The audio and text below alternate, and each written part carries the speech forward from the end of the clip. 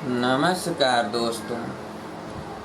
आज हम लोग जो है साइक्लोट्रॉन के विषय में पढ़ा जाएगा कि साइक्लोट्रॉन होता क्या है। तो आप ये जान लीजिए कि साइक्लोट्रॉन जो है एक ऐसा यंत्र है जो आवेशित कणों को त्वरित करता है। त्वरित करना यानी त्वरण पैदा करता है, उसमें बल लगता है और उसमें त्वरण उत्पन्न होता है, जिसके कारण उसकी गति बढ़ जाती है। ठीक है, यही जो मशीन होता है, यंत्र होता है, इस यंत्र को किस प्रकार बनाया जाता है, जरा इसे क्यों हम साइक्लोट्रॉन कहते हैं और इसके विषय में अधिक जानकारी के लिए आप अपने बुकों में अध्ययन एक बार कर लीजिएगा। हम लिखवाएंगे नहीं, केवल बताएंगे। ठीक है, तो ज़रा समझ लीजिए। अब पहले यहाँ पर देखिए, चित्र आप सभी लोग बनाइएगा। ठीक है, तो जैसे पॉजिटिव अगर कोई मुक्त आवेश है, सपोज दैट मान लेते हैं कि यहाँ पर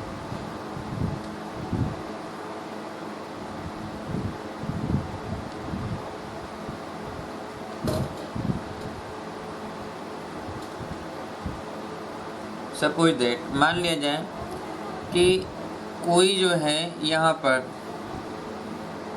धनात्मक आवेश मान लेते हैं, प्रोटॉन ही है और यहाँ से गति करता है। तो जैसे जैसे हम बना रहे हैं वैसे वैसे बनाइएगा। तो यहाँ से गति करता है, ऐसे जाता है इस तरह। ठीक है, तो अब ये इसमें जैसे ही इधर आता है, बस यहाँ पर क्या होता है कि ये मोशन करता है चुंबकीय क्षेत्र मैग्नेटिक फील्ड में, तो वृत्ताकार करेगा। और जैसे ही इधर आता है बस ये त्वरित हो जाता है। त्वरण जैसे ही उत्पन्न होता है बस इसका वेलोसिटी बढ़ता है, और जैसे ही वेलोसिटी बढ़ेगा बस इसका रेडियस बढ़ जाएगा, और रेडियस बढ़ने के कारण अब ये इतना बड़ा हो जाएगा, और फिर इसमें आएगा और इसमें फिर चुंबकीय क्षेत्र में ऐसे गति करेगा। ऐसे हमेशा जो है एक तरफ से दूसरे तरफ जैसे ही जाएगा, बस इसका गति बढ़ने के कारण, त्वरण होने के कारण ये ऐसे गति करता है, ऐसे और ऐसे ही निकल जाता है। ठीक है, ये यहाँ से निकल जाता है, ये मैग्नेटिक फील्ड है।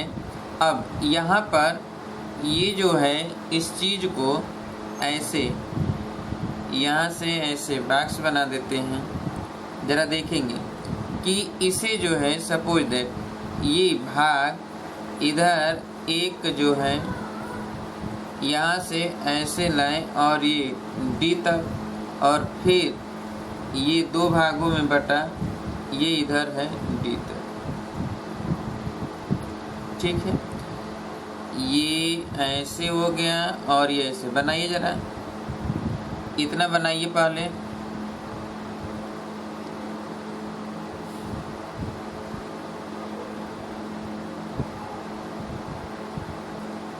जल्दी से बनाइए। और ये मोशन ऐसे कर रहा है इस तरह।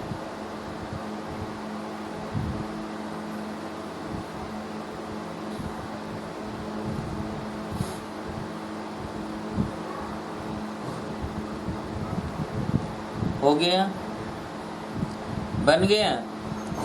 चलिए अब समझिए कि यहाँ से इसको एक जो है स्थान होता है, तो यहाँ से इसको निकलने के लिए छोड़ा जाता है जिसमें कोई फील्ड नहीं होता है, और यहाँ ऐसे इस तरह बना दिया जाए, इसको बॉक्स की तरह बनाकर इसको ऐसे।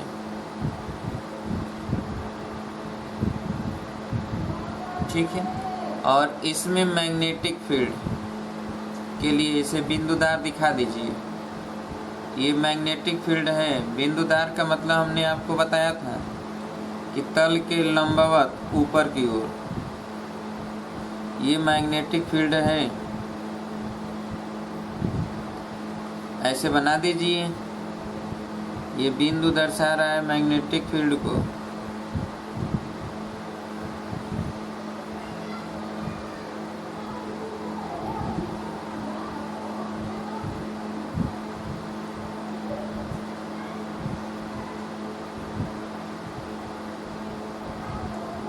ऐसे दर्शा दीजिए बिंदु बिंदु।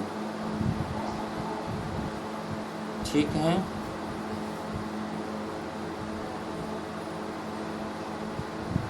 हो गया। अब देखिए इधर का जो भाग है इसको हम D2 और इधर का जो भाग है इसको हम D1 कहेंगे, और इनको जो है एक दोलक के द्वारा इनको कनेक्ट करा दिया जाता है, कनेक्शन करा देते हैं दोलक के द्वारा, यानी इसे पोटेंशियल यहाँ से दिया जाता है प्रत्यावर्ती धारा दोलक। ठीक है, और ये आवेश इधर से निकल जाता है, आवेशित कण जो है यहाँ से निकल जाता है।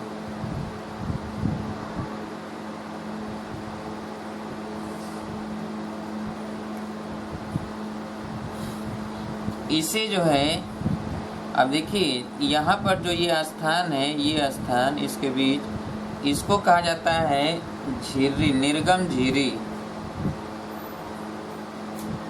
निर्गम झिर्री।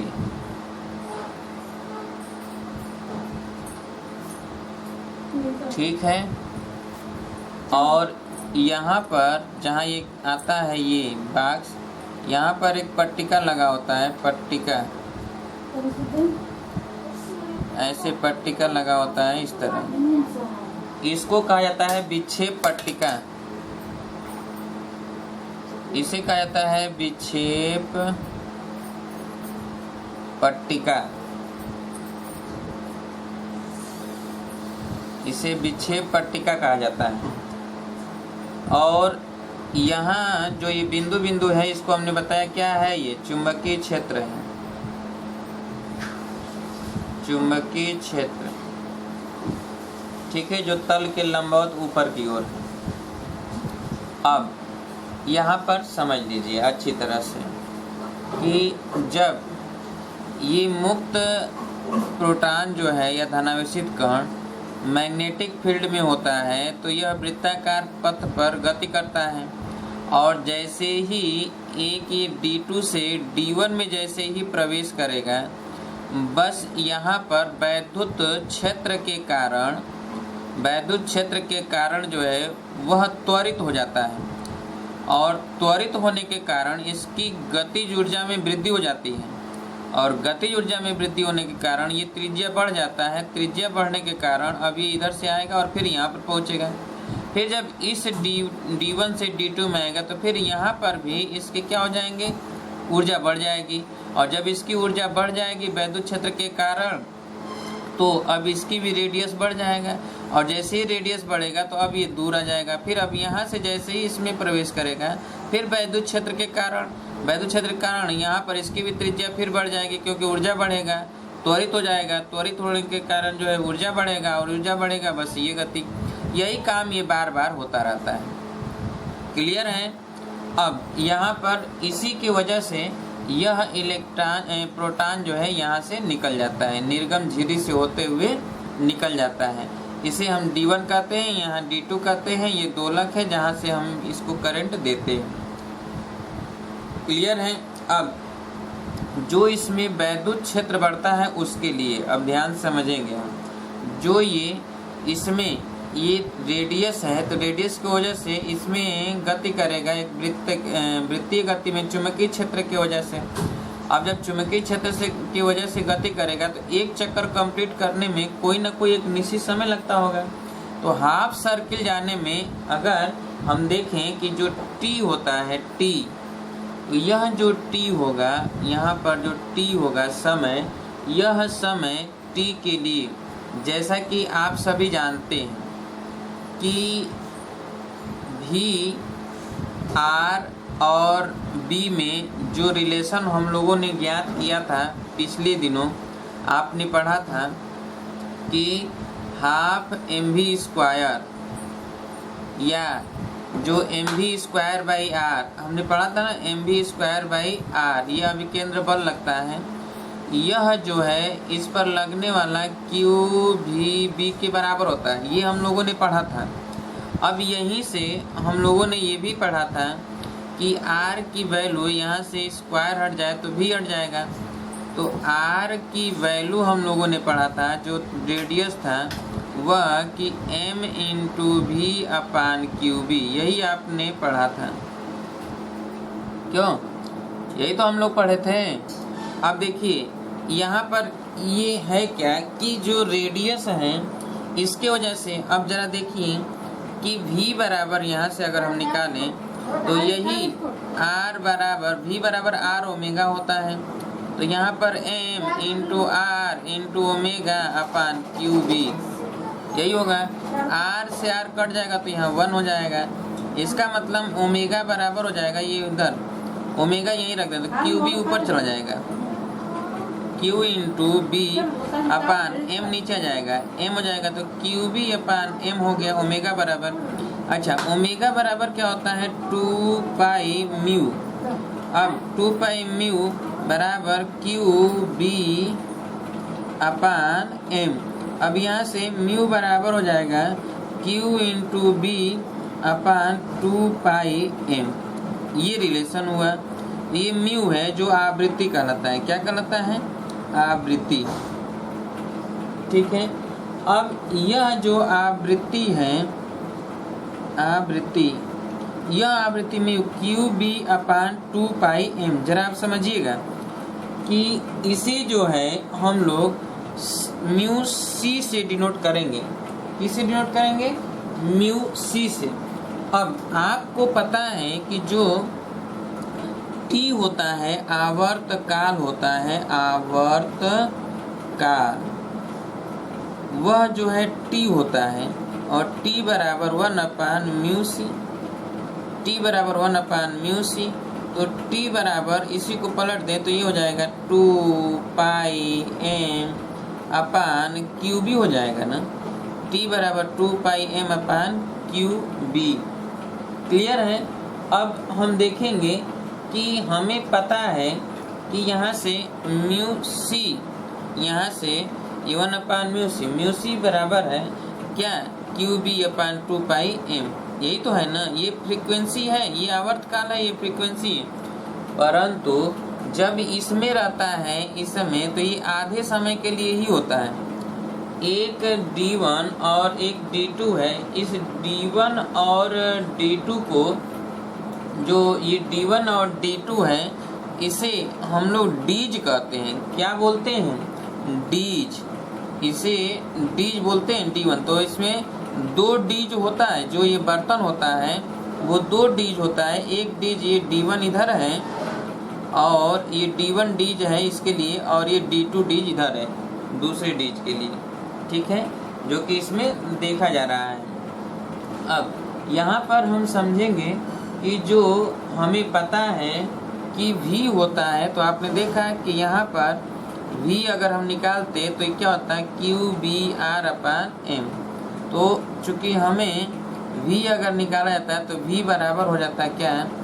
कि V बराबर होता है Q B R upon m, Q B R upon m। ठीक है, तो पहले जरा इतना आप पहले लिख लीजिए, जैसे ये लिखा गया है उसको लिखिए जरा। चित्र बना लिए हैं ना सभी लोग? बनाकर और ये लिखिए नीचे,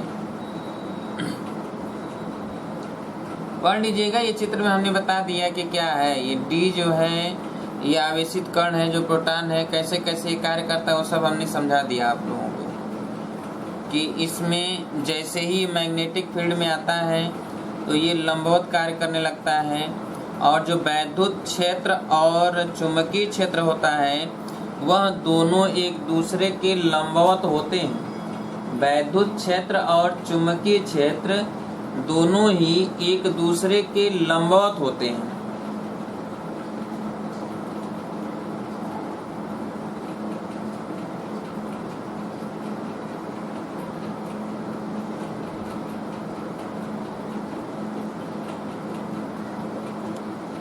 हो गया? चित्र सभी लोग बना लीजिए, जो नहीं बनाए जल्दी से बना लीजिए।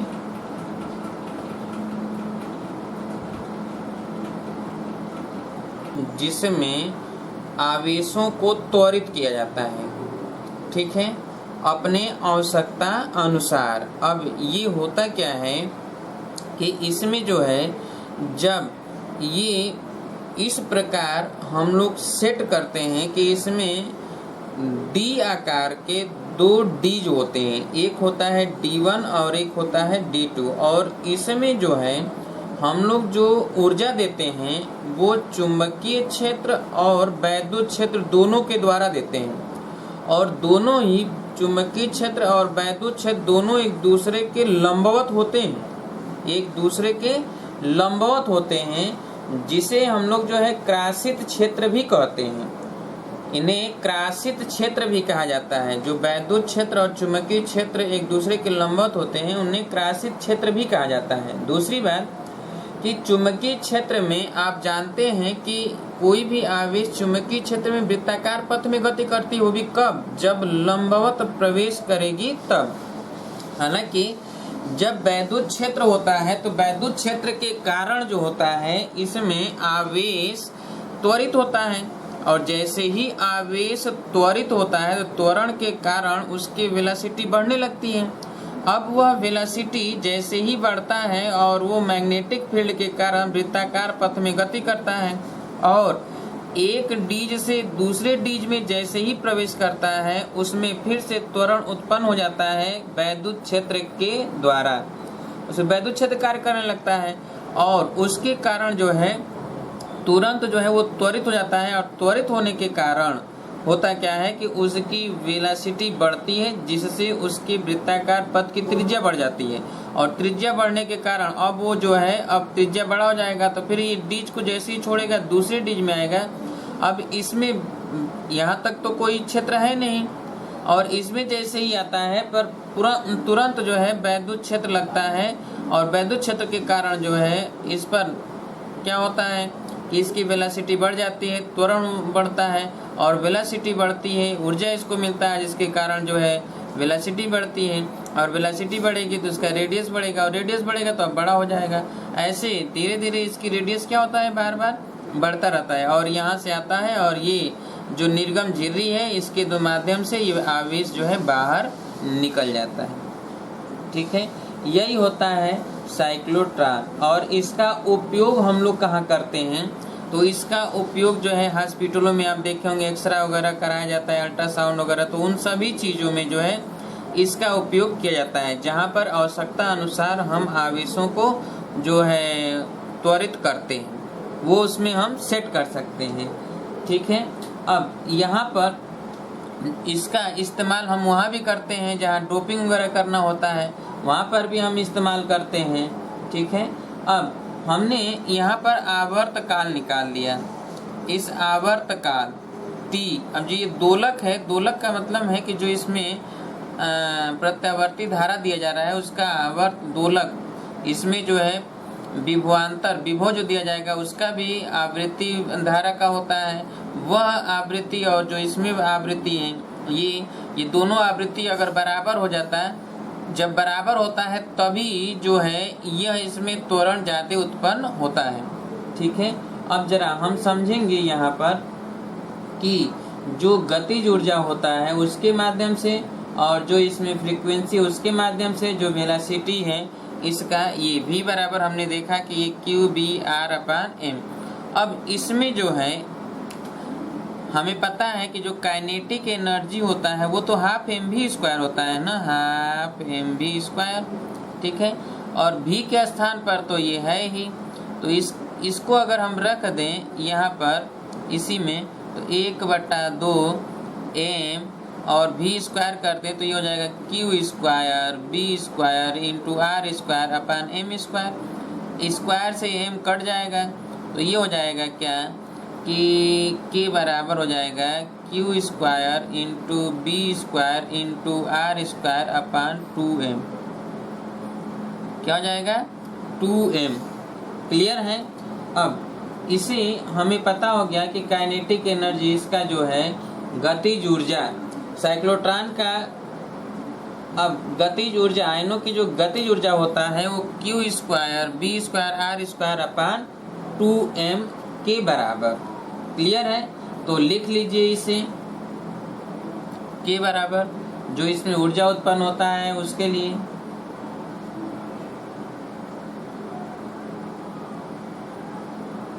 ठीक है। तो V बराबर हमें पता है Q B R upon M, यहाँ से V बराबर Q B R upon M, और K बराबर हाफ एम बी स्क्वायर, तो हाफ एम और V की जगह पर ये रख दे Q square B square R square बटा एम स्क्वायर, तो एम से कट जाएगा तो ये आ जाएगा।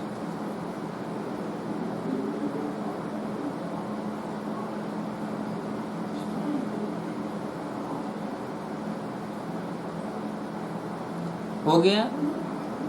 अब ये बात यहाँ पर अच्छी तरह से जान लेना है कि यहाँ पर जो आपने देखा कि यहाँ से यहाँ तक जो आया, तो यहाँ पर जो समय लगा उतना ही समय यहाँ से यहाँ तक आने में नहीं लगेगा। तो ये अलग अलग रेडियस पर ये निर्भर करेगा कि यह एक डीज में जो ये आवर्तकाल है हाफ, यह अलग अलग होगा। क्लियर है? तो ये आप अच्छी तरह से जानते रहिए, ठीक है। और यहाँ पर क्या होता है कि इसका उपयोग, साइक्लोट्रॉन का उपयोग जो है त्वरित ऊर्जा युक्त कणों द्वारा जितने भी नाभिक पर बमबारी करते हैं या नाभिकीय अभिक्रियाओं का अध्ययन करने के लिए किया जाता है, या फिर जो है हमने अभी बताया कि इसका जो है जब डोपिंग करना होता है किसी भी, जैसे मान लेते हैं कि अर्धचालक है, सेमीकंडक्टर है, आप आगे चल के पढ़ेंगे। तो सेमीकंडक्टर का काम क्यों हम सेमीकंडक्टर कहते हैं? इसलिए हम उसको सेमीकंडक्टर कहते हैं कि सामान्य अवस्था में वो कुचालक की भांति होता है, लेकिन किसी विशेष अवस्था में वो चालक की भांति व्यवहार करता है। तो चालक की भांति व्यवहार क्यों करता है? क्योंकि हम उसमें जो है वो तो एक तरह से ये होता है कि वो इलेक्ट्रॉन ले भी सकता है, इलेक्ट्रॉन दे भी सकता है, दोनों चीज़ें उसके पास होता है। अधजल में होता है कि हम दें या लें, इसीलिए उसमें हम डोपिंग करते हैं। जब डोपिंग करते हैं तो या तो इलेक्ट्रॉन अधिक हो जाता है या तो कोटर अधिक हो जाता है। आगे चल के पढ़ेंगे कोटर क्या होता है और इलेक्ट्रॉन ऋणावेशित क्या होता है। तो वो दोनों से ही उसमें धारा का प्रवाह होने लगता है। जब वो इलेक्ट्रॉन एक मुक्त हो जाता है तो इलेक्ट्रॉन गति करता है, कोटर यानी खाली स्थान होता है तो उस पर जाके इलेक्ट्रॉन इकट्ठा होता है। तो इस तरह हम देखेंगे कि आगे चल के कि जो डोपिंग होता है, डोपिंग करने में भी साइक्लोट्रॉन का उपयोग होता है। इसके माध्यम से ही हम जो है जो अर्धचालक होता है उसमें अन्य पदार्थों का डोपिंग करते हैं, ठीक है। तो पदार्थ का क्या, यानी कण जो इलेक्ट्रॉन है, प्रोटॉन है, न्यूट्रॉन है, इसी का डोपिंग किया जाता है। तो डोपिंग करते हैं या रोपित करते हैं तो उसके लिए भी इसकी आवश्यकता पड़ती है। साथ ही साथ जितने भी रेडियो एक्टिव पदार्थों का उत्पन्न करना होता है, ठीक है, तो रेडियो एक्टिव हम किरणें उत्पन्न करते हैं। तो रेडियो एक्टिव पदार्थ को अस्पताल में जो है रोग निदान के लिए जितने भी किए जाते हैं उसमें भी साइक्लोट्रॉन का उपयोग होता है। इसके माध्यम से हम जो है अपने आवश्यकता अनुसार त्वरित जितना हमें चाहिए, आप देखे होंगे जब जाते हैं तो अगर आवश्यकता अनुसार मान लीजिए हमें अपने सीने का जो है एक्सरा कराना है, पैर का एक्सरा कराना है या अन्य गले का एक्सरा कराना है, तो हर चीज़ के लिए उसमें सेट किया जाता है। उसको सेट करके तब जाके किसी भी व्यक्ति को वहाँ पर ले जाया जाता है। और उससे जो रे निकलती है वो रे तो बहुत खतरनाक होती है, और इसीलिए जो है एक्सरे वाले घर में जो है किसी को जाने नहीं दिया जाता है, सिर्फ मरीज होता है। और जो व्यक्ति एक्सरे करता है उसको लाइफ टाइम के लिए एक्सरे के साथ नहीं रहने के लिए कहा जाता है। उसको कुछ समय के बाद वहाँ से हटा दिया जाता है, क्योंकि अगर वो लगातार वो रहेगा, काम करेगा उसमें, तो उसकी लाइफ घट जाएगी, अन्य अंग पर इफेक्ट पड़ता है। तो इन सभी के जो इस्तेमाल होता है आगे चल के आप जो है ये तो अलग अलग पार्ट हो जाता है ना, आप आगे जाएंगे तो अलग अलग पार्ट में एक एक चीज़ के विषय में बहुत काफ़ी अध्ययन करना पड़ता है, ठीक है। तो ये तो हम लोगों को यहाँ पर जो है थोड़ी बहुत जानकारी है देना है यहाँ पर कि थोड़ी बहुत जानकारी, चूँकि आगे चल जाएंगे तो आप इसके विषय में बहुत विस्तार से पढ़ेंगे कि कैसे जो है हम लोग डोपिंग करते हैं, डोपिंग करने के कितने प्रकार होते हैं, और रेडियो एक्टिव जो रे निकलता है वो रेडियो एक्टिव पदार्थ से कैसे निकलता है, कैसे हम उस पर जो है काबू पाते हैं, कब हम आवश्यकता से अधिक निकालते हैं, नाभिकीय विखंडन होता है, नाभिकीय संलयन होता है, किस प्रकार होता है, उसमें हम किस तरह इस्तेमाल करते हैं, तमाम चीज़ों के विषय में आप बहुत ज़्यादा पढ़ेंगे, ठीक है। लेकिन वो जब जहाँ आवश्यकता होगी वहाँ पर उसके विषय में। यहाँ तो केवल इंटरमीडिएट में हर एक एक चीज़ के विषय में थोड़ी थोड़ी जानकारी दिया गया है, बहुत ज़्यादा डिटेल इसका दिया नहीं गया है। क्लियर है? तो ये था साइक्लोट्रॉन। उम्मीद है कि साइक्लोट्रॉन आपको समझ में आ गया होगा। बस इतना ही है, बाकी कुछ नहीं है इसमें। ठीक है, चलिए तो आगे आज हम लोग देखेंगे। ये तो हो गया, हटा दिया जाए। चलिए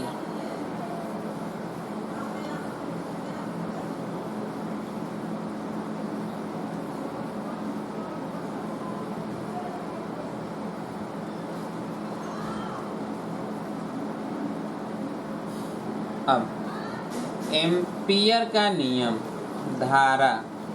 तो चलिए हम लोग एम्पियर का जो नियम है उसके विषय में, जैसे आप गास का थ्योरम पढ़े होंगे, गास का थ्योरम। तो गास थ्योरम में हमने आप सबको बताया था कि गास थ्योरम में क्या होता है कि जो गास थ्योरम होता है वो क्षेत्रफल, एक गासीय पृष्ठ की हम लोग जो है कल्पना करते हैं, और जो E होता है E इंटू, और इसका हम इंटीग्रेशन निकालते हैं ds, जो पृष्ठ से होकर जितना वैद्युत क्षेत्र जाता है इसका मान जो है Q/ε0 के बराबर होता है। यही गास का थ्योरम था कि किसी भी पृष्ठ से होकर जाने वाले जितने भी फ्लक्स होते हैं उसकी वैल्यू जो है Q/ε0 के बराबर होता है। यही हम लोगों ने पढ़ा था। अब देखिए कि ये गास थ्योरम में आपने पढ़ा था ना, ये तो गास में पढ़ा था, लेकिन यहाँ पर क्या है कि एम्पियर के पर्वतीय नियम में क्या है कि इसमें जो चुंबकीय क्षेत्र होते हैं, अब ध्यान समझिएगा, गासीय नियम में एम्पियर का पर्वतीय नियम में जो ये, इसमें क्या होता है कि इसमें बहुत छोटे छोटे, अगर हम इस तरह करें, ठीक है, तो अब यहाँ पर जो है, ठीक है, ये आई करंट है, तो इसे ऐसे समझिए।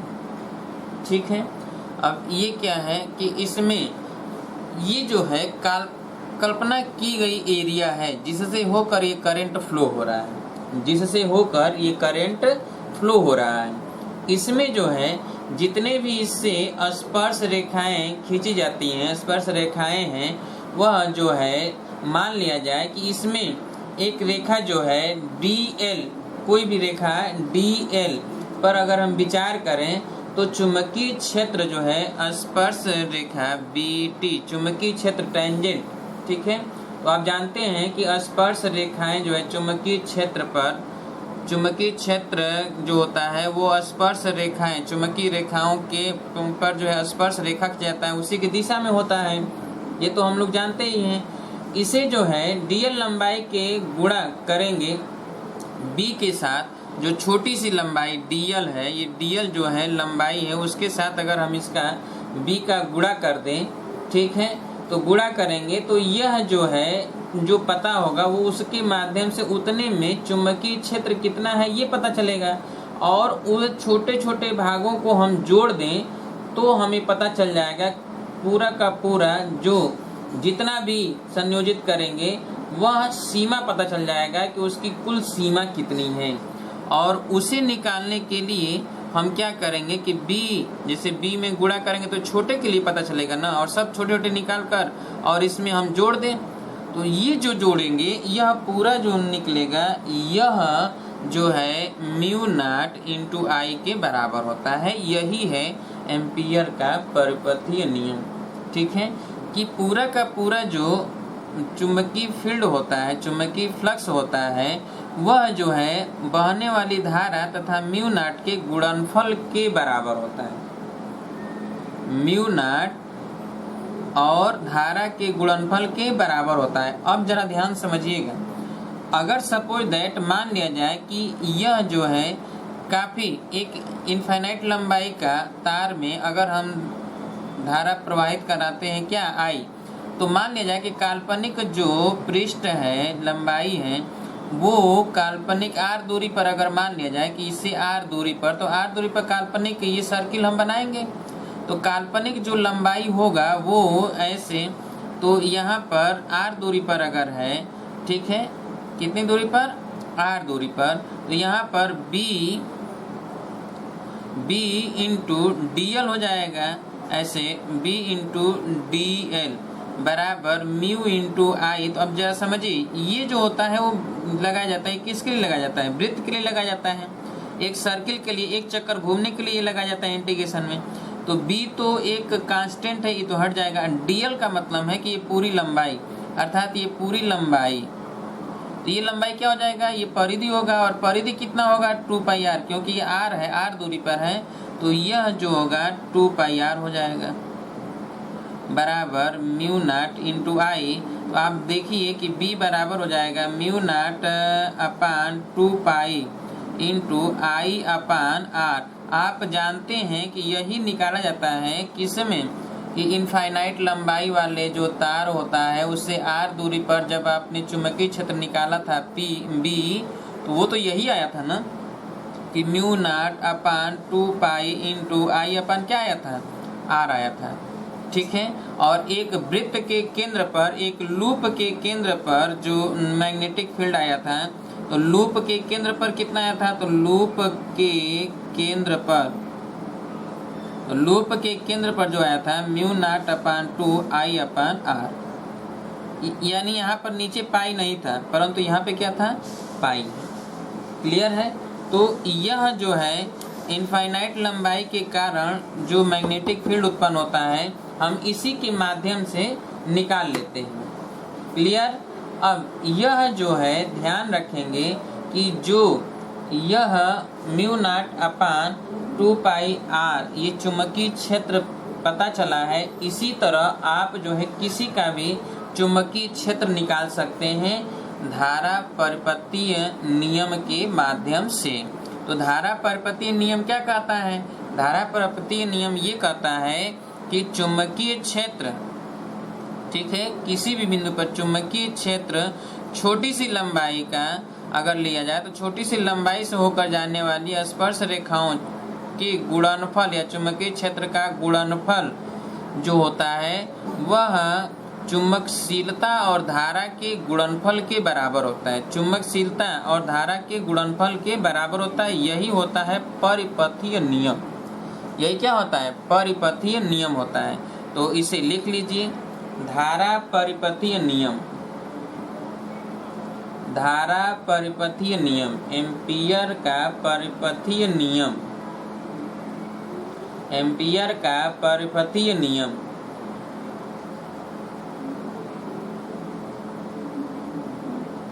लिख लिए।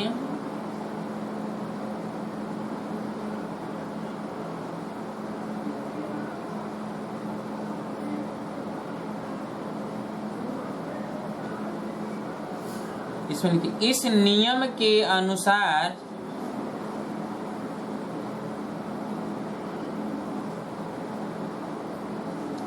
इस नियम के अनुसार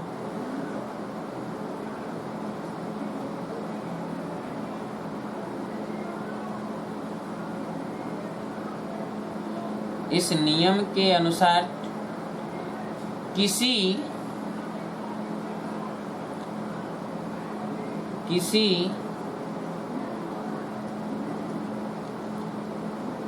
प्रवाहित होने वाली धारा,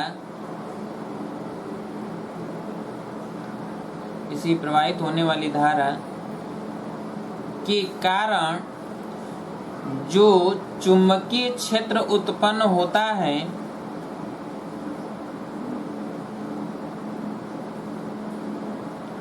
वह चुंबकीय क्षेत्र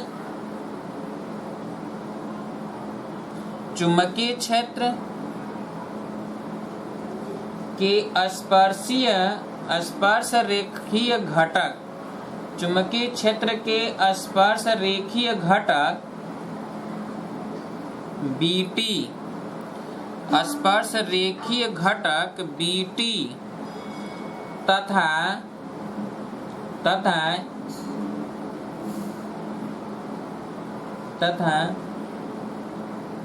एक रेखा डीएल की सूक्ष्म लंबाई का गुणनफल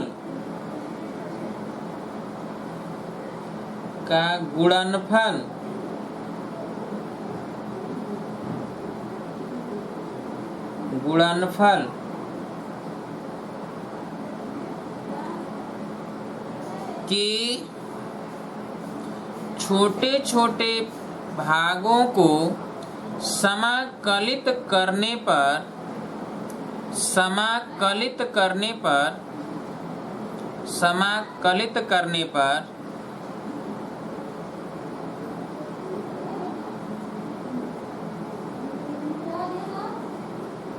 पर जो मान प्राप्त होता है वह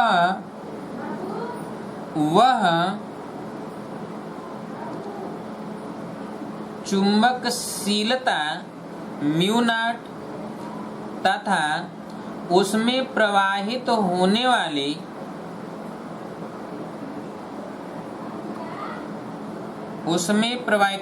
यानी कि इसमें समाकलित पृष्ठ में, उसमें ब्रैकेट में लिख लीजिएगा, समाकलित पृष्ठ में उसमें प्रवाहित होने वाली धारा के गुणनफल के बराबर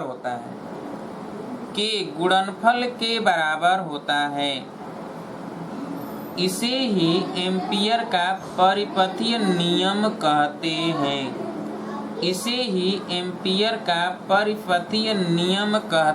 हैं। और इस चित्र को बना लीजिए जरा। ठीक उसी तरह है जैसे गॉस का नियम था, उसी तरह यहाँ पर है।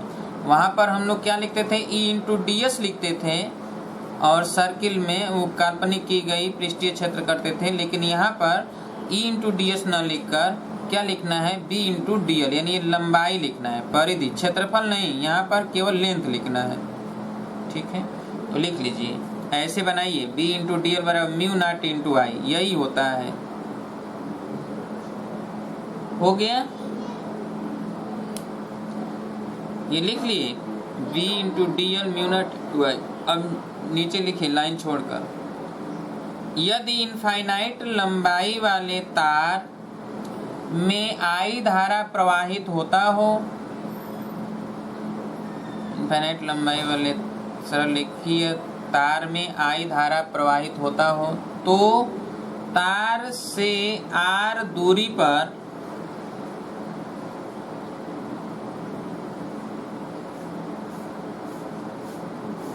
मैग्नेटिक फील्ड B हो, चुंबकीय क्षेत्र B हो, तो ये लिखिए, स्मॉल सिग्मा B/dl बराबर म्यू इंटू आई, म्यू नॉट इंटू आई, या B/2πr। इस चित्र को बना लीजिएगा ऐसे, या यहीं से इसको दर्शा दीजिए ऐसे वृत्त, 2πr into mu naught into I, तो B बराबर हो जाएगा mu naught upon 2π into I upon r। Box बना के घेर दीजिए। हो गया।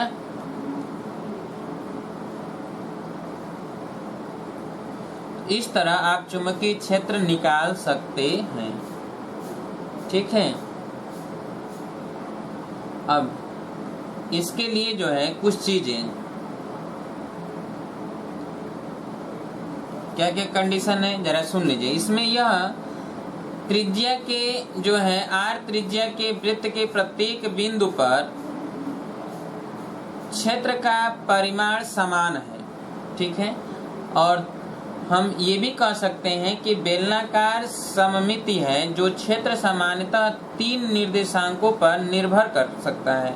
केवल एक ही निर्देशांक r पर निर्भर है। जहां कहीं भी सममिति होती है समस्याओं के हल सरल हो जाते हैं। इसका इस्तेमाल हम जब करते हैं तो क्या होता है, सरल हो जाता है। दूसरा है कि इस वृत्त के किसी भी बिंदु पर जो ये वृत्त बन रहा है या ये वृत्त बन रहा है, उसके किसी भी बिंदु पर क्षेत्र की दिशा इसके स्पर्श रेखीय है। और इस प्रकार चुंबकीय क्षेत्र के नियत परिमाण की रेखाएं समकेंद्रीय वृत्त बनाती हैं। जितने भी वृत्त बनाएंगे वो सभी के सभी समकेंद्र यानी एक ही केंद्र होगा, ठीक है। और लौह चूर्ण वृत्त समकेंद्रीय में व्यवस्थित हुआ है, जैसा कि रेखाएं जिन्हें हम चुंबकीय क्षेत्र रेखाएं कहते हैं बंद पास बनाती है, और यह स्थिर वैद्युत क्षेत्र रेखाओं से भिन्न है। स्थिर वैद्युत क्षेत्र रेखाएं धन आवेश से आरंभ तथा ऋण आवेश पर समाप्त हो जाती हैं, परंतु यहाँ पर क्या है कि सीधे विद्युत धारावाही चालक के चुंबकीय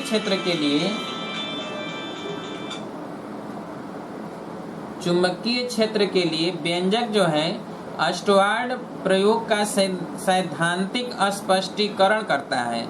यह जो है जो ओस्टर्डे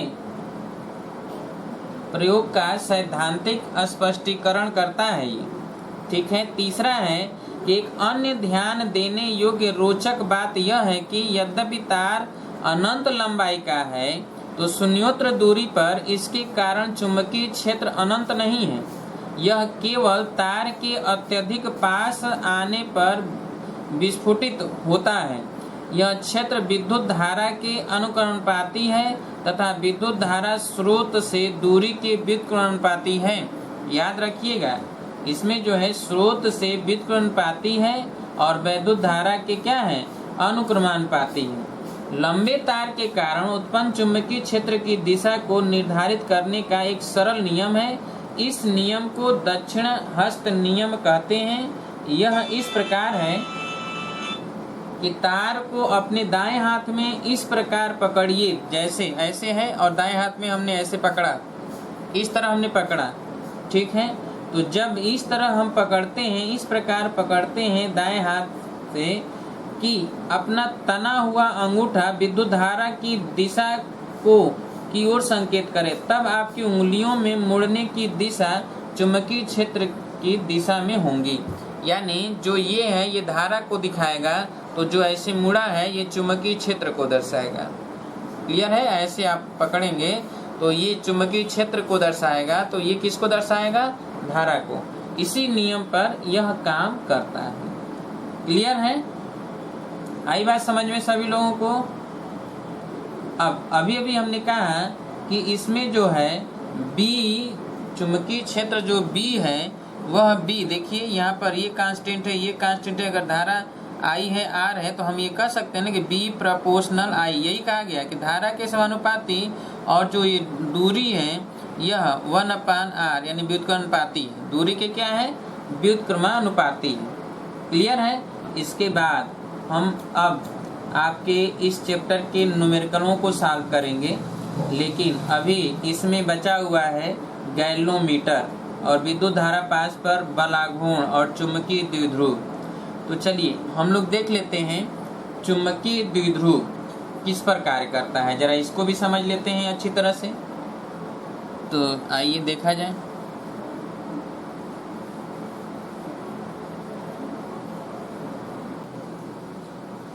आइए तो अब हम लोग देखेंगे कि एक समान चुंबकीय क्षेत्र में आयताकार विद्युत धारा पास पर जो बल आघूर्ण लगता है वह बल आघूर्ण कैसे ज्ञात किया जाता है। ध्यान समझिएगा, ठीक है।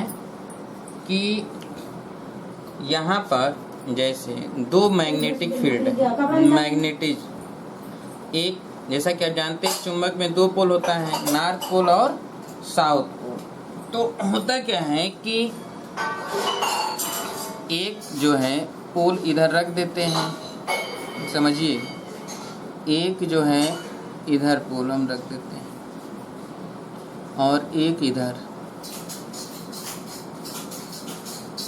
ठीक है।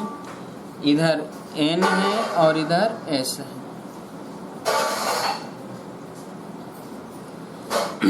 और इसमें जो है आयताकार ये लूप है, ठीक है, जिसमें धारा इधर की तरफ प्रवाहित होता है। ऐसे धारा इधर से फिर ऐसे, ठीक है। इसका जो है इस पर ऐसे स्लिप लगा होता है और इसमें जो है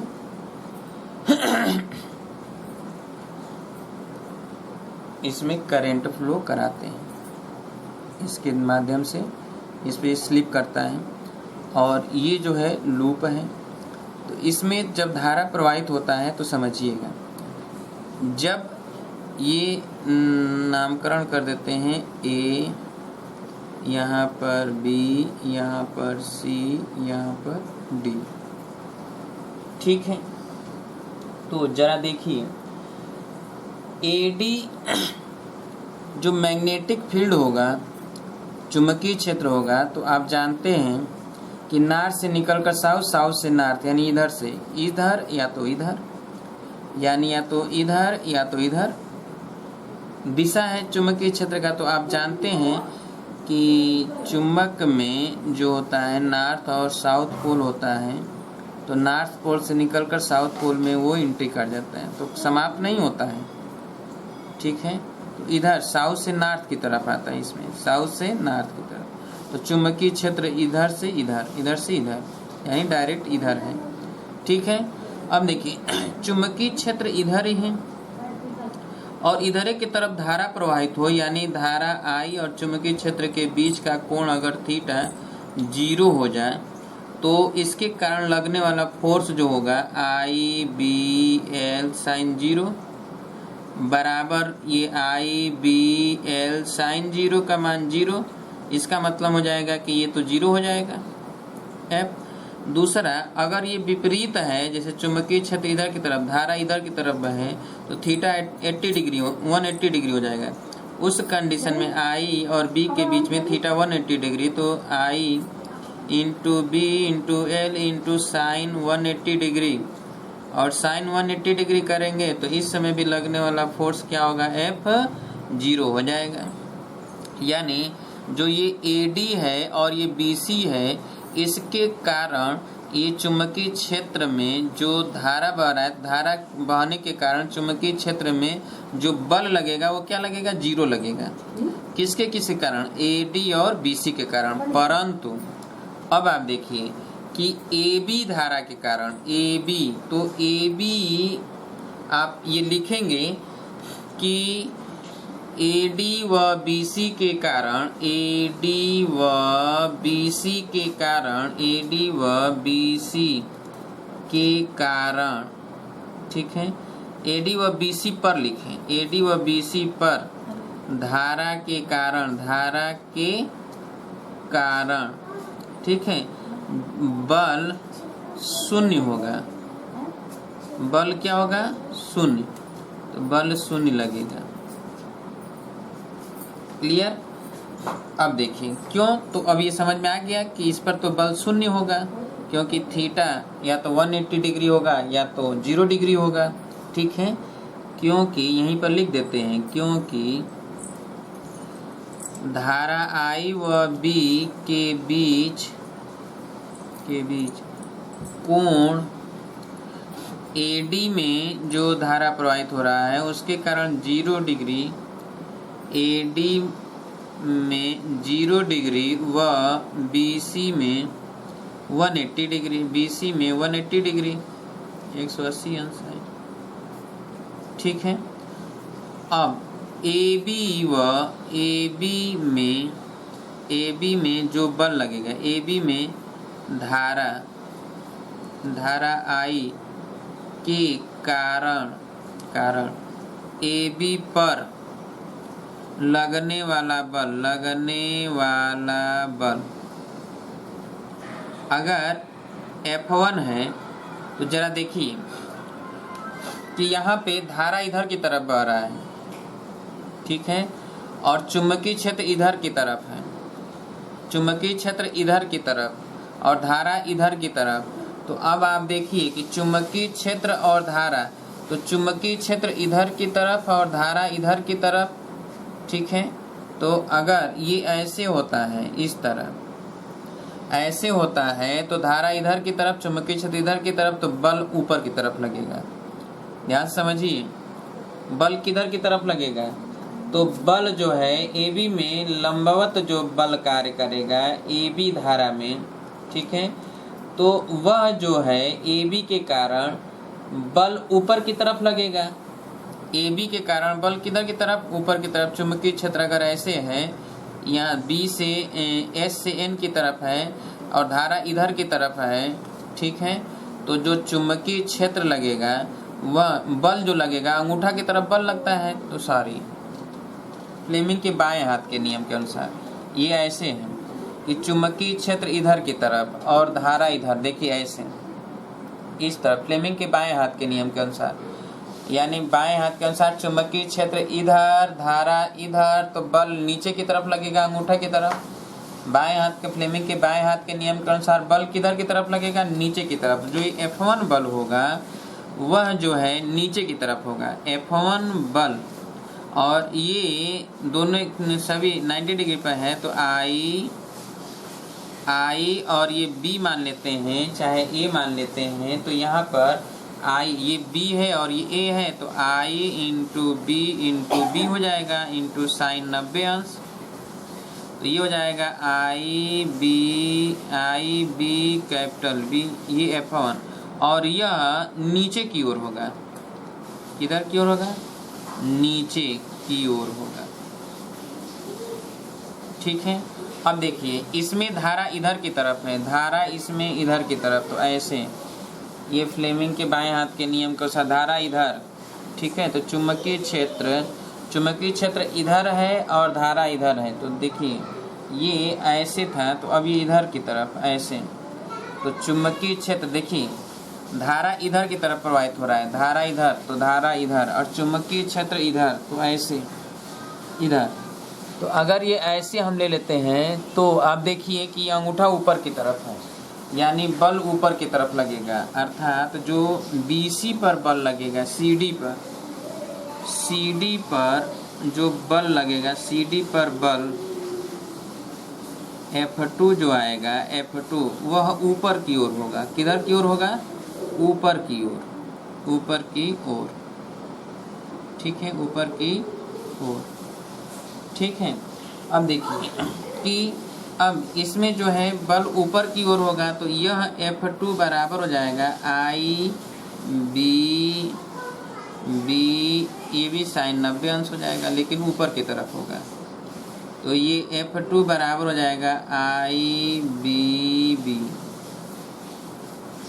ये F2 होगा, ठीक है। अब जरा समझिए कि ये जो है ऐसे है, इस पर समझिए, ये है, इस पर एक बल नीचे की तरफ इधर और इस पर एक बल ऊपर की तरफ। तो जब ये एक नीचे की तरफ इधर ऊपर की ओर लगेगा तो ये ऐसे घूमने शुरू हो जाएगा ना, इस तरह ऐसे ही घूमेगा, इस तरह घूमने लगेगा, तो आघूर्ण कार्य करेगा।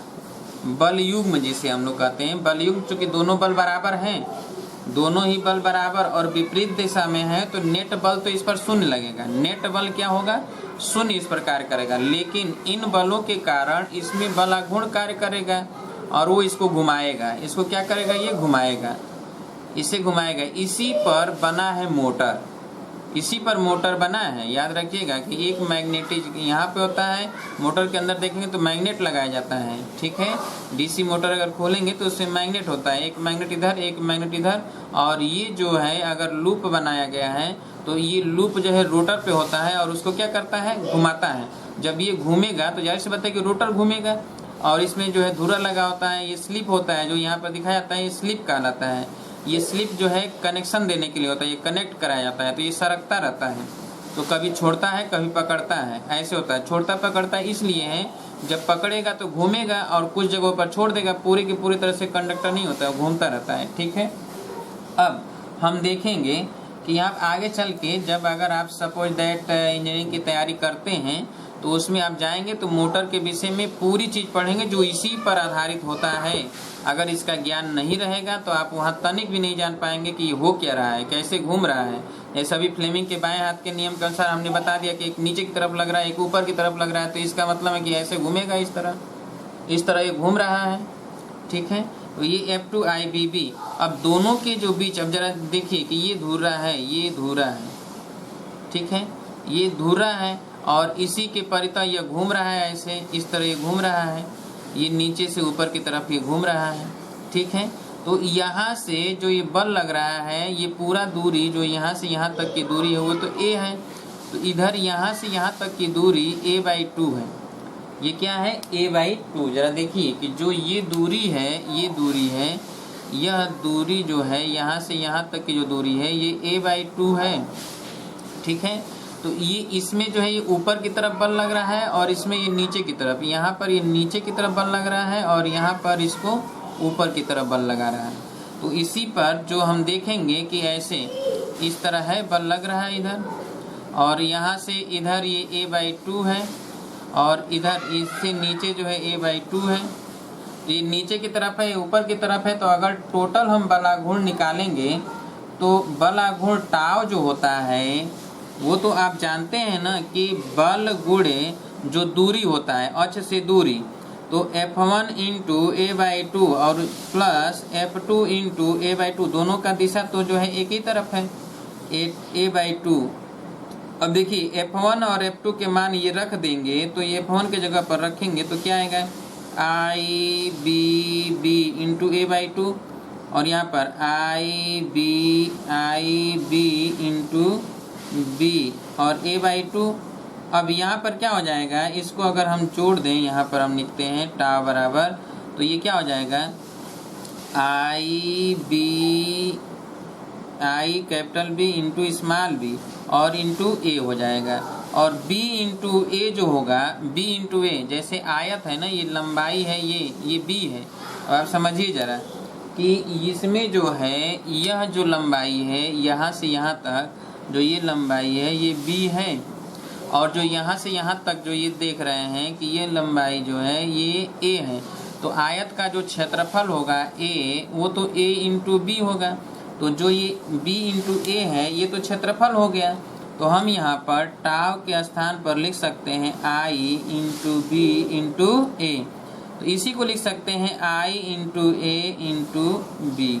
ठीक है, ये है बलाघूर्ण। अच्छा, जरा आप देखिए कि आप जानते हैं जैसे वहाँ पर आपने पढ़ा था कि वैद्युत द्विध्रुव में, ठीक है, द्विध्रुव आघूर्ण आपने पढ़ा था। तो वहाँ आपने क्या पढ़ा था? द्विध्रुव आघूर्ण टाव बराबर आपने पढ़ा था P इंटू E, यही तो पढ़ा था। और ये P के जगह पर आपने क्या लिखा था? Q इंटू L या Q इंटू 2L या L, जो भी L लंबाई हो। तो इस तरह ये B जो है द्विध्रुव आघूर्ण कहलाता है। उसी तरह यहाँ पर देखिए, तो यहाँ पर क्या है कि इसे जो है M रखें, तो टाव बराबर ये रख दें M इंटू B। तो जो ये M है, स्मॉल m, यह M के स्थान पर हम लिख दें कि M बराबर I इंटू A। ठीक है, I इंटू A। क्लियर है? और इसे जो है चुंबकीय द्विध्रुव आघूर्ण कहेंगे। इसे हम क्या कहेंगे? चुंबकीय द्विध्रुव आघूर्ण कहते हैं। ठीक है, तो ये चुंबकीय द्विध्रुव आघूर्ण IA है। क्या है? IA। जैसा कि हमें पता है कि यह चुंबकीय द्विध्रुव आघूर्ण IA है। अगर सपोज दैट ये किसी कोण पे होता है, सपोज दैट ये 90 डिग्री पे नहीं होता बल्कि थीटा कोण पे होता है, तो हम यही तो लिखते हैं ना कि यहाँ पर जो F1 F2 लिख रहे हैं, यदि सपोज दैट यदि ये ऐसे होता है, यदि यह थीटा कोण पर लूप होता, थीटा कोण पर लूप होता, ठीक है, कुंडली होता है, यह आयताकार कुंडली होता है, ऐसे इस तरह, यानी इस तरह ना होकर ऐसे होता है, थीटा कोण पर हो, तो आप F1 के जगह पर क्या, यानी जो ये सीधा है, सीधा नहीं होगा, ये ऐसे हो जाता है, इस तरह होता है, यही होता है ना, इसमें ऐसे होता है। तो अब ये क्या होता है कि इधर इसके साथ देखिए ये थीटा कोण है, ठीक है, ये क्या है? थीटा कोण है। तो ये थीटा कोण ये हो जाता है, यानी थीटा कोण पर ये घूम जाता है। अगर सपोज दैट ये थीटा कोण, यानी ये थीटा कोण घूमेगा तो ये भी थीटा हो जाएगा, और जो ये उठा ये भी थीटा हो जाएगा। तो उस कंडीशन में F1 बराबर क्या हो जाता है? जब ये थीटा कोण पे घूम जाता है तो F1 बराबर हो जाता है कि जो F1 हमने लिखा है यहाँ पर IBB, यहाँ पर लिखता है 90 नहीं बल्कि IB साइन थीटा लिखते हैं। क्या लिखते हैं, आई बी साइन थीटा, तो उस कंडीशन में लिखा जाता है।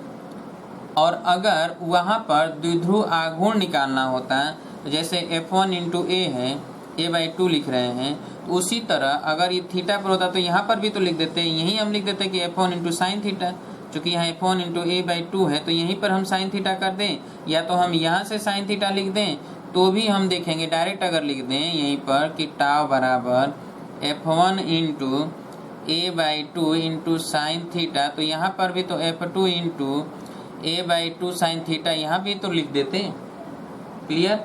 अब इसी को हम लिख देते तो क्या लिखते हैं कि आई इंटू ए इंटू बी, ठीक है, और B sine theta, I into A into B और बी साइन थीटा लिखते, और यहाँ पर लिखते क्या, आई into A into B sine theta लिख देते, और ये आई इंटू ए क्या हो जाता है, तो इसी को एम बी साइन थीटा लिखते।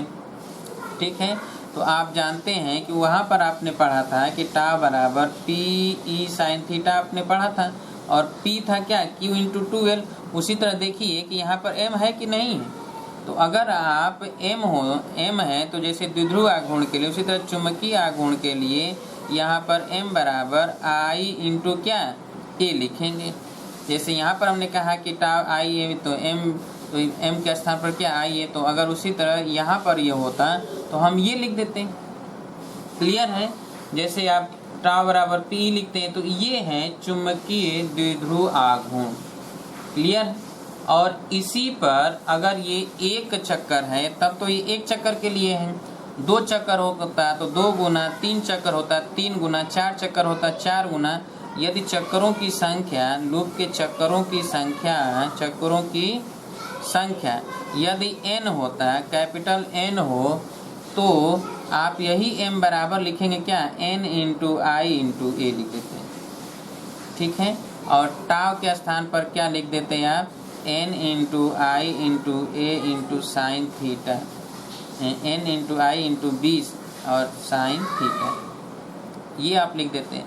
ठीक है, तो यही है एक समान चुंबकीय क्षेत्र में आयताकार विद्युत धारा पास पर लगने वाला बल आघूर्ण। ठीक है, तो लिख लीजिए, इसे चित्र बना लीजिए और इसे उतार लीजिए। इसमें नीचे की ओर और इसमें ये ऊपर की ओर लगेगा, हमने लिख दिया है ऊपर की ओर, तो जरा जल्दी से उतारिए। इसी पर हम आगे बताएंगे आपको कि गैल्वेनोमीटर धारामापी कैसे कार्य करता है। धारामापी इसी पर कार्य करता है, आगे अभी हम बताएंगे। जल्दी से इसको लिखिए।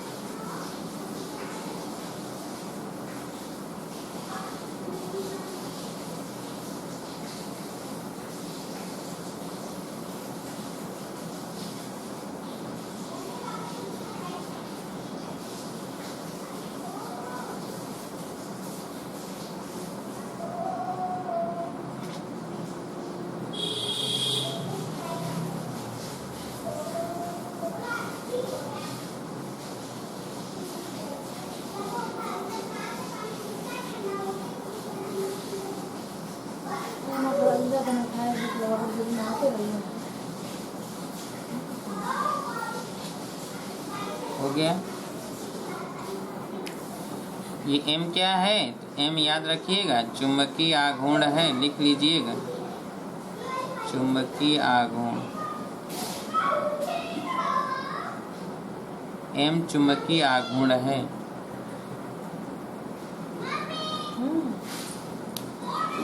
हो गया।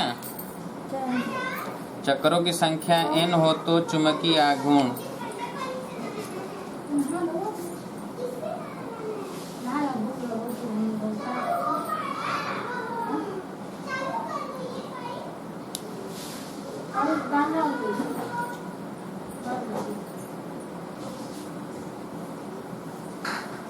हो गया। चलिए अब इसके आगे देखा जाए।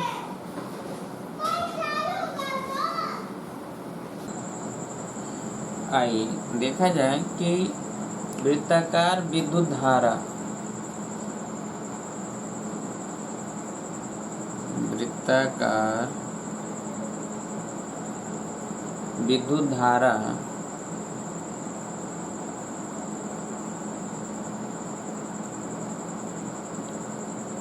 पास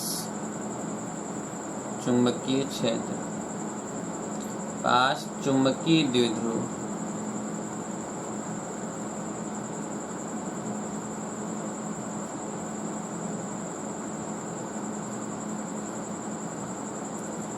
चलिए देखा जाए इसमें।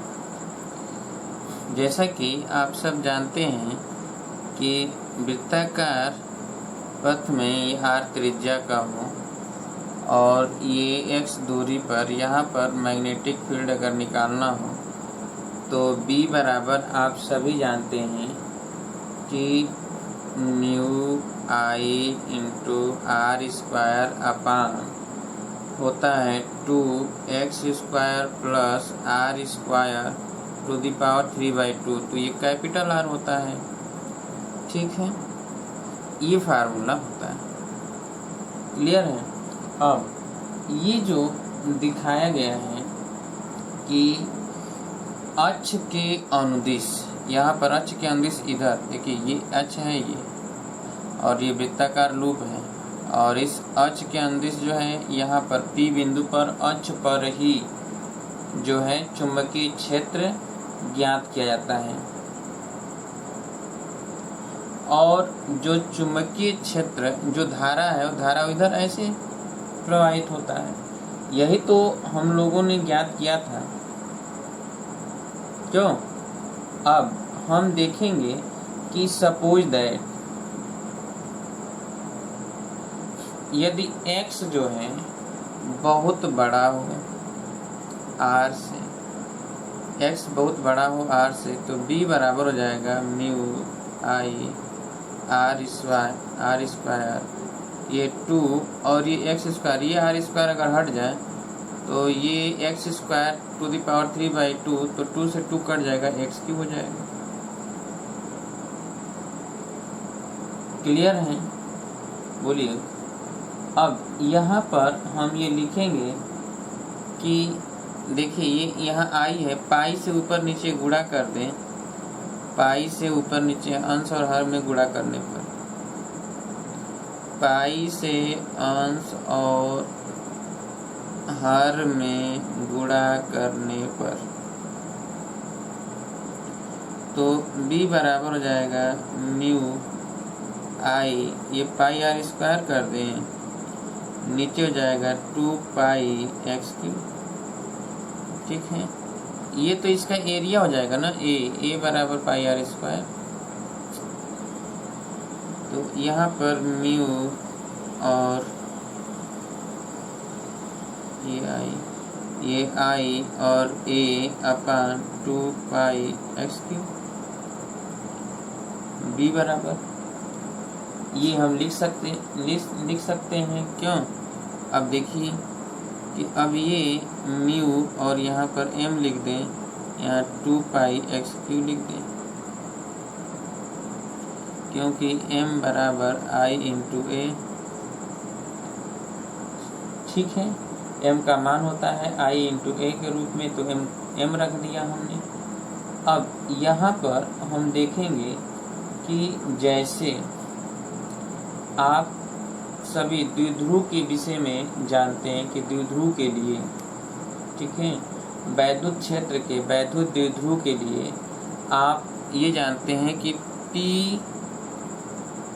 यहाँ पर क्या होता है 1/, आप द्विध्रुव आघूर्ण जब आप ज्ञात करते हैं तो उसके लिए आप यही लिखते हैं कि P2P अपान 4 पाई एप्सिलॉन और यहाँ पर RQ, ये लिखते हैं ना, R की जगह पर X लिखेंगे।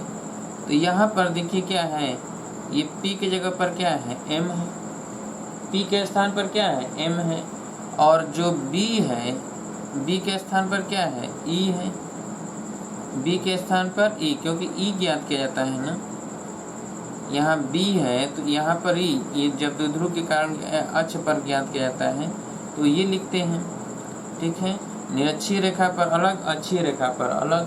तो अक्षीय रेखा पर ये 2P/RQ हम लोग लिखते हैं, क्यों, तो उसमें अगर हम तुलना करें तो म्यू के जगह पर 1/ε लिख सकते हैं।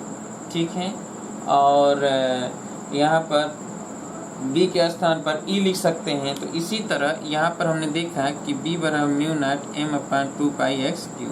तो वृत्ताकार विद्युत धारा पास के कारण पास चुंबकीय द्विध्रुव यहाँ पर M ज्ञात किया जा सकता है। क्लियर है, तो इसे जरा लिख लीजिए।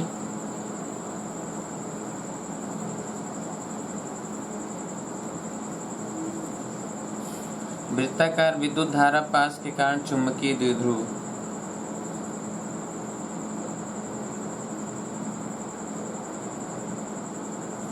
जल्दी से लिखिए। वृत्ताकार लिख लीजिएगा ऊपर कि वृत्ताकार पास में बहने वाली धारा I हो,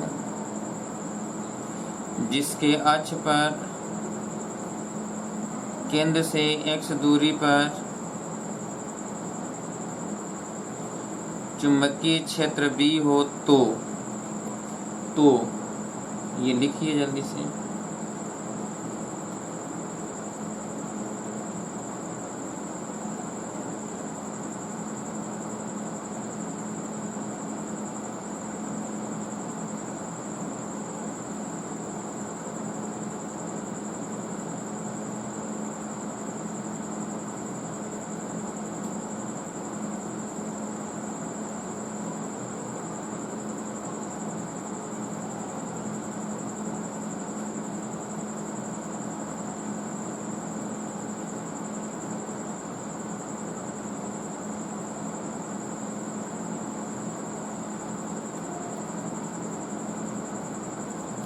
हो गया,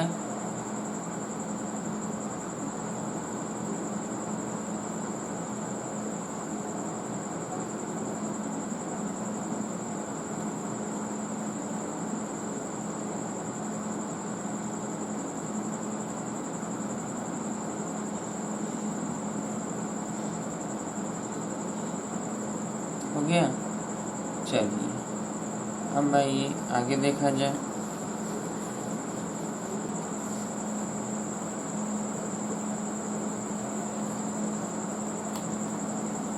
आइए अब देखा जाए कि परिक्रामी इलेक्ट्रॉन का चुंबकीय द्विध्रुव आघूर्ण। ठीक है, तो परिक्रामी इलेक्ट्रॉन का चुंबकीय द्विध्रुव आघूर्ण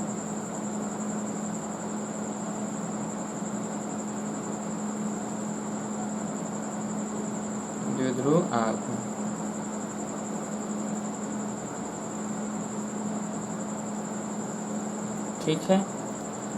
तो चलिए देखिए, जैसे सपोज दैट मान लिया जाए कि यहाँ पे नाभि है, चाहे जो भी, ठीक है, तो इसके चारों तरफ, जैसा कि आप सभी जानते हैं कि कक्षा में इलेक्ट्रॉन गति करते रहते हैं। जैसे सूर्य के चारों तरफ पृथ्वी परिक्रमा करती है, ठीक है, उसी तरह इलेक्ट्रॉन भी नाभिक के चारों तरफ परिक्रमा करती है। ये जिस वेग से परिक्रमा करती है वह भी जो कक्षीय चाल कहलाता है। क्या कहलाता है? कक्षीय चाल। ठीक है, ये त्रिज्या मान लिया जाए क्या है? R। और ये नाभिक है तो ये Ze यानी इतने इलेक्ट्रॉन होंगे, परमाणु क्रमांक Z है। तो इलेक्ट्रॉन अगर एंटी क्लॉकवाइज वामावर्त दिशा में इधर की तरफ गति करे तो इसका मतलब इसमें धारा इधर की तरफ बहेगा। क्लियर है? अब चलिए, हमें पता है कि इलेक्ट्रॉन का आवेश जो होता है, ठीक है, तो इलेक्ट्रॉन का आवेश E बराबर 1.6 इंटू 10⁻⁻19 कूलम ऋणात्मक आवेश होता है। ऋणात्मक आवेश होता है, ठीक है। ऋणात्मक आवेश है जो R त्रिज्या के कक्षा में v वेग से गतिमान है, जिससे इसके विपरीत दिशा में धारा प्रवाहित होता है, ठीक है। चलिए, अब मान ले जाए कि यह जो है इसका t समय में एक पूर्ण चक्कर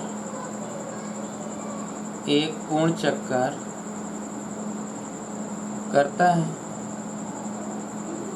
ठीक है।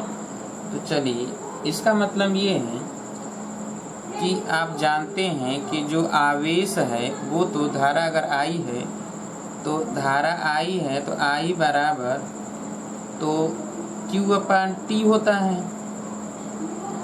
से यहाँ पर धारा I बराबर E/T लिख दिया जाए। Q बराबर IT से I बराबर हम ये लिख सकते हैं। अब ये R त्रिज्या के वेग में घूम रहा है तो T बराबर हम लिखेंगे T बराबर 2πr/v करेंगे, ठीक है।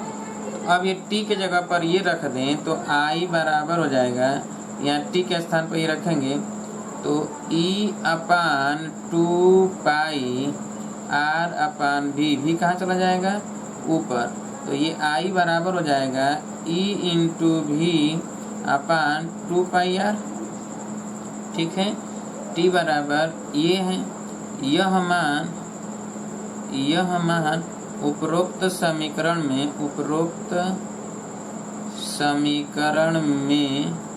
रखने पर, तो ये इसमें रखा गया है, तब ये आ गया I बराबर, ठीक है, E/v/2πr। क्लियर है? अब हमें इतना I तो पता चल गया है कि ये I है, और ये पता है पहले से कि जो चुंबकीय आघूर्ण होता है, चुंबकीय आघूर्ण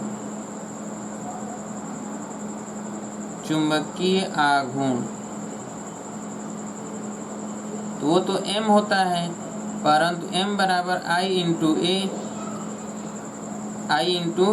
तो यहाँ पर m के स्थान पर μl लिखते हैं, I के जगह पर a के जगह पर πr²। तो ये पता है कि μl बराबर I इंटू πr², ठीक है। अब यहाँ पर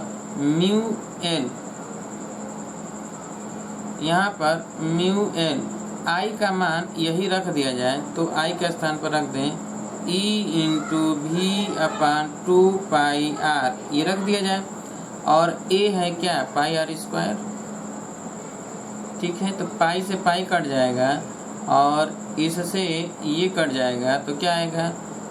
E/v/r/2, ये क्या आ गया? μl आ गया, ठीक है। यानी जो चुंबकीय आघूर्ण है वो पता चल गया यहाँ पर, ठीक है। और हम अगर देखें तो m से ऊपर नीचे गुणा कर देते हैं।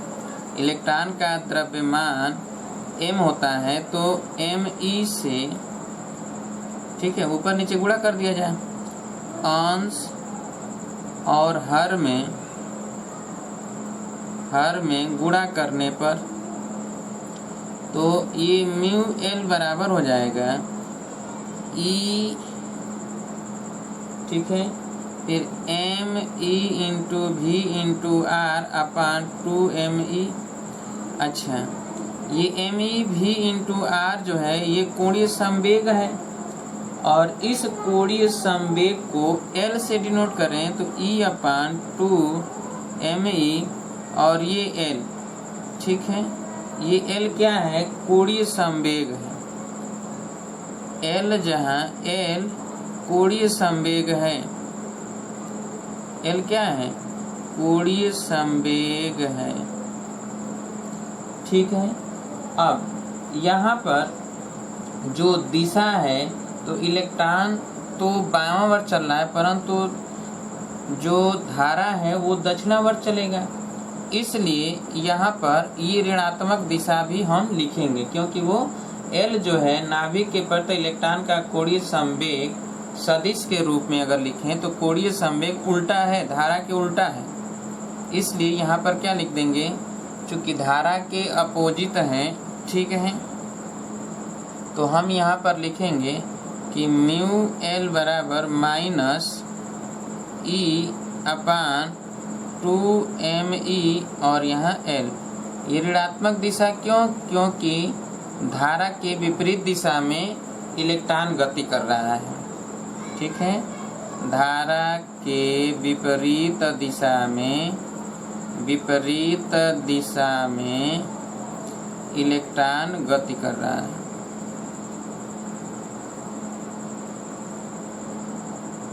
क्लियर, इतना समझ में आ गया सभी लोगों को। इसका मतलब कि L अगर यहाँ पे चला है तो ये म्यू एल अपान एल बराबर ई अपान, ये ई अपान हो जाएगा ई अपान क्या 2 ME, ई अपान 2 ME। क्लियर, ई का मान पता है आपको 1.6 × 10⁻90, m का इलेक्ट्रॉन का द्रव्यमान पता है। ये सभी मान अगर आप यहाँ रखेंगे तो इलेक्ट्रॉन के यह मान क्या आएगा, यानी E का मान यहाँ पर रख दें 1.6 × 10⁻19, और 2 गुणे ME का मान रख दिया जाए 9.1 × 10⁻31 किलोग्राम, ठीक है। तो अब इसको जब सॉल्व करेंगे तो ये आएगा 8.8, ठीक है, इंटू 10⁻10 कूलाम प्रति किग्रा आएगा, कूलाम प्रति किग्रा आएगा, ठीक है, यही आएगा जब इसको सॉल्व करेंगे तब। तो चलिए लिख लीजिए जल्दी से इतना।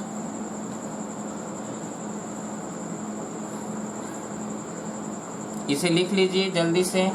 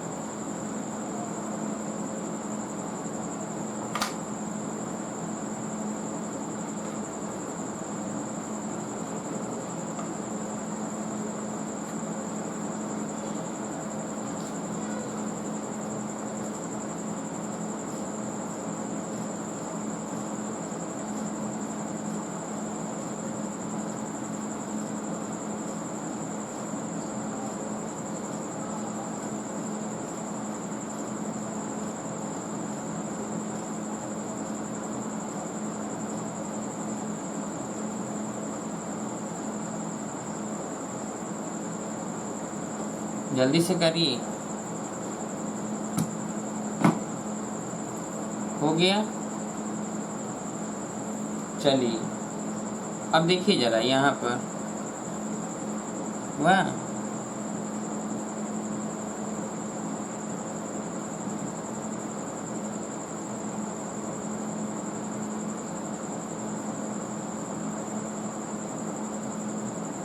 हो गया।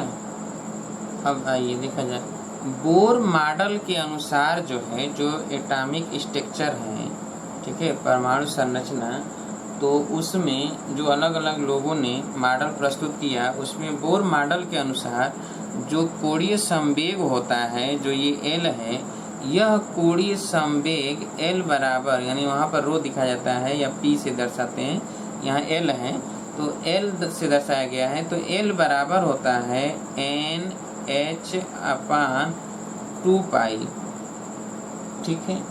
जो ये एच है ये प्लांक नियतांक कहलाता है, ठीक है। ये जो है मैक्स, एक वैज्ञानिक थे मैक्स प्लांक, उन्होंने ही ज्ञात किया था, इसलिए इस एच को प्लांक नियतांक कहते हैं। एच को क्या कहते हैं?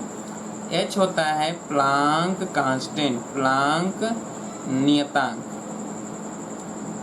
नियतांक, और इस एच का जो मान होता है वो 6.62662 इंटू 10⁻⁻34 जूल सेकेंड होता है।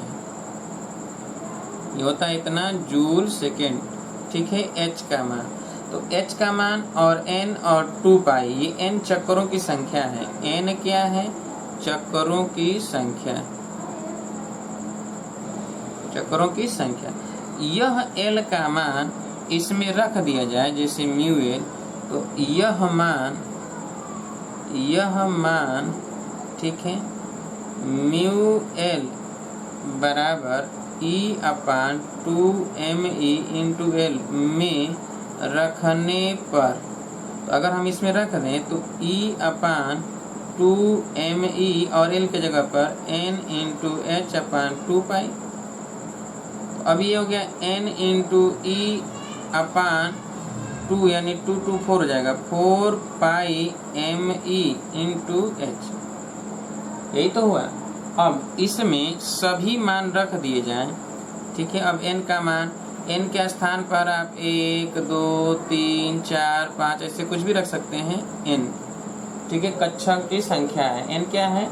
जो कक्षा होता है उसी की संख्या है, चाहे 1 2 3 4 हम रखते जाएं, ठीक है। तो बोर मॉडल के अनुसार यहाँ पर जो n है वो जो भी 1 रखना है, 2 रखना है, 3 रखना है, 4 रखना है, ठीक है, वो हम रख सकते हैं, ठीक है। n एक प्राकृतिक संख्या की तरह ही है, लेकिन ये n क्या है? तो इसमें जितने भी चक्कर घूमेंगे उनके चक्करों की संख्या होता है। तो अगर n बराबर 1 रखते हैं, ठीक है, n बराबर क्या रखा जाए? 1, तो 1 रखा जाए तो देखा जाए कि म्यू का मान तो सबसे कम आएगा, तो म्यू मिनिमम आएगा n का मान 1 रखने पर, तो 1, और e का मान रखें 1.6 इंटू 10⁻⁻19, h का मान रखते हैं 6.62 इंटू 10⁻⁻34, और 4, और पाई का मान रख दें 3.14, और एम का मान रखते 9.1 इंटू 10⁻⁻31।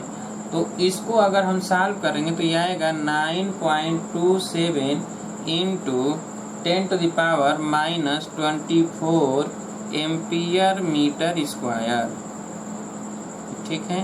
तो ये म्यू मिनिमम की वैल्यू है, जब इसको सॉल्व करेंगे तो यही आएगा। तो लिख लीजिए इसे भी,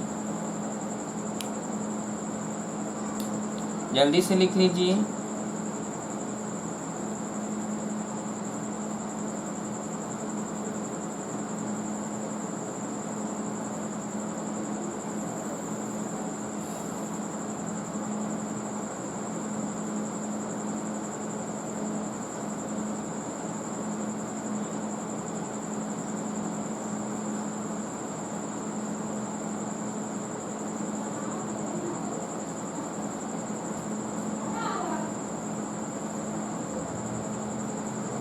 हो गया?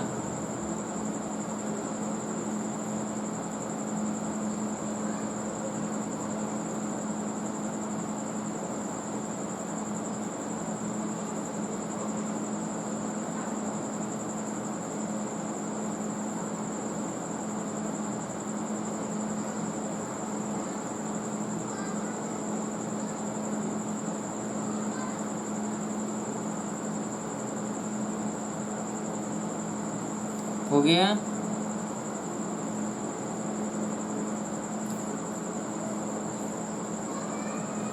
चलिए अब आइए देखा जाए गैल्वेनोमीटर। तो गैल्वेनोमीटर इसी चुंबकीय क्षेत्र, चुंबकीय द्विध्रुव जो बल आघूर्ण लग रहा है, इसी पर कार्य करता है गैल्वेनोमीटर, जिसका इस्तेमाल हम लोगों ने पिछले चैप्टर में किया था।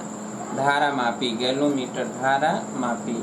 तो धारा मापी अगर है तो उसमें क्या क्या होता है उसे समझ लीजिए। उसमें जैसे हमने कहा कि यहाँ पर ऐसे एक जो है धारा मापी जो बनाया जाता है वो इस तरह होता है,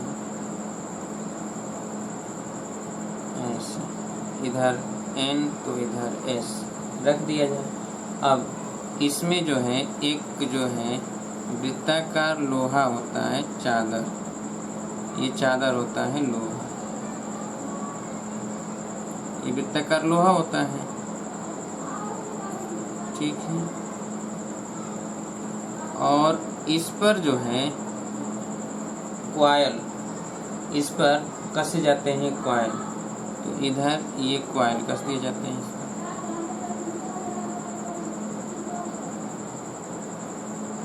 ऐसे, ठीक है, ये कॉइल होता है, ठीक। अब इसमें जो है, इसमें ठीक है, इसमें स्प्रिंग भी लगा होता है जो इसको ऐसे, ठीक। और यहाँ से इस पर जो है नीडल होता है और ये ऐसे, ठीक है। और इस पर जो है मार्क बने होते हैं, इस पर लिखा होता है 1 2 3 4 ऐसे लिखा होता है, ठीक है। 0 1 ऐसे, 2 ऐसे लिखा होगा, 3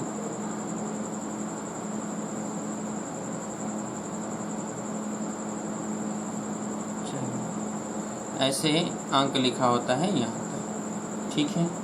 अब इसमें क्या होता है कि जैसे ही धारा, इसमें जो ये कॉइल है इसमें धारा प्रवाहित किया जाता है, तो ये तो चुंबकीय क्षेत्र है ही, मैग्नेटिक फील्ड है, और इसमें चुंबकीय क्षेत्र इधर से इधर की तरफ है, और जब धारा इसमें प्रवाहित होता है तो इस पर बल लगता है। बल लगने के कारण इस पर जो है द्विध्रुव आघूर्ण के कारण ये घूमेगा, जैसे ही घूमेगा तो ये विक्षेपित होता है, और जो इस पे कॉइल पे जो प्रतिरोध तार लपेटा जाता है उसका कुछ न कुछ प्रतिरोध होता है, उसी के प्रतिरोध को G से डिनोट किया जाता है, या तो RG लिखा जाता है, ठीक है, या तो कैपिटल G, जो प्रतिरोध होता है।